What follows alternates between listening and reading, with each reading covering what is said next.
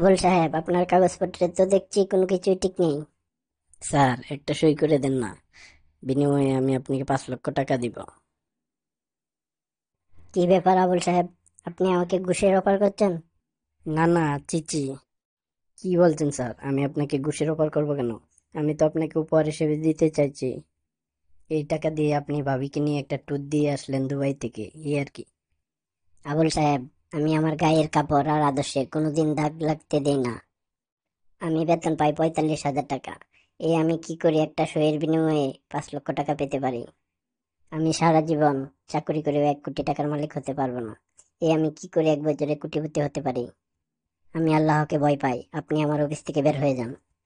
কাগজপত্র ঠিক করে নিয়ে আসেন, তারপর বিনা পয়সায় সই করে দিব।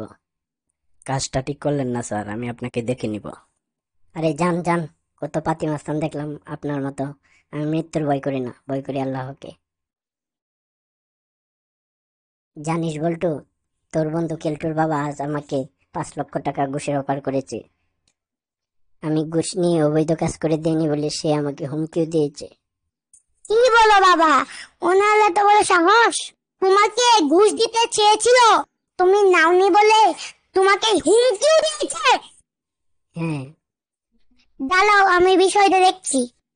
তুই আবার বাড়াবাড়ি কিছু করিস না যেন। ও তো আমাকে চিনে না। কেলে কেল তুই, তোর বাবা কোথায়? কেন, কি হয়েছে? তোর বাবা আমার বাবাকে 5 লক্ষ টাকা ঘুষ দিতে চেয়েছিল। আমার বাবা ঘুষ নেয়নি দেখে হুমকি দিয়েছে। 5 লক্ষ টাকা, এটা তো অনেক টাকা। তোর বাবা নেয়নি কেন?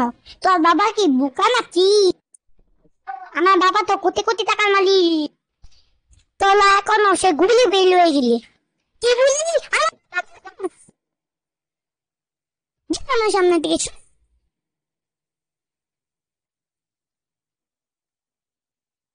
আসসালামু আলাইকুম চাচা। ওয়ালাইকুম সালাম। কি খবর বল্টু, কিছু বলবে? চাচা, আপনার কি আমার বাবাকে ঘুষের অফার দিয়েছেন? আমার বাবা ঘুষ নেয়নি দেখে আপনি হুমকিও দিয়েছেন। তোমার বাবা কি বোকা নাকি? না হলে কেউ একটি সইয়ের বিনিময়ে 5 লক্ষ টাকা ফিরিয়ে দেয়? আমার বাবা একজন ইমানদার লোক। 5 লক্ষ কেন, 5 কোটি তো। অবৈধ কাজ করেন না। আর আপনি আমাকে তো চিনেন। আমি এই এলাকার সব থেকে বড় মস্তান। আমার নাম শুনলেই বাদার মহিষে এক গাঁটে চল খায়।